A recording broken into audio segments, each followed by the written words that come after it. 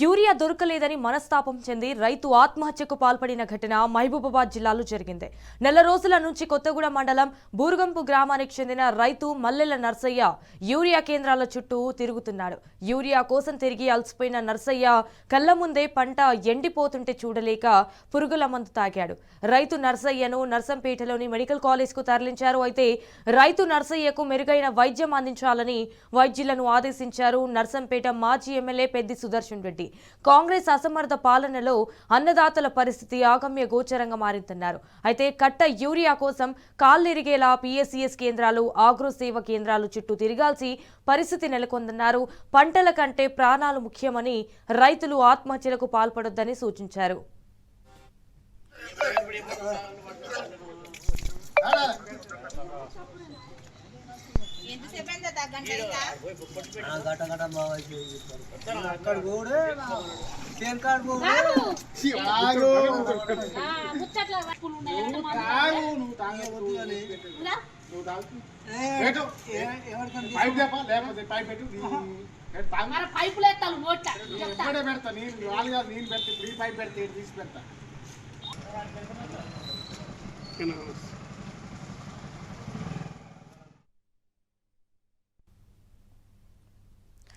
Urea దొరకలేదని మనస్తాపం చెంది రైతు ఆత్మహత్యకు పాల్పడిన ఘటన మహబూబాబాద్ జిల్లాలో జరిగింది.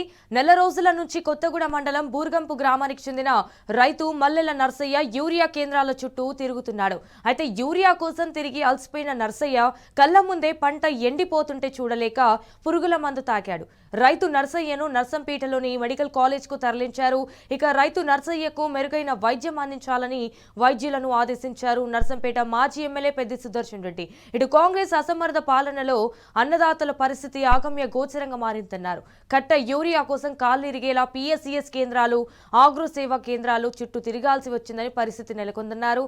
పంటల కంటే ప్రాణాలు ముఖ్యమని రైతులు ఆత్మహత్యలకు పాల్పడొద్దని సూచించారు.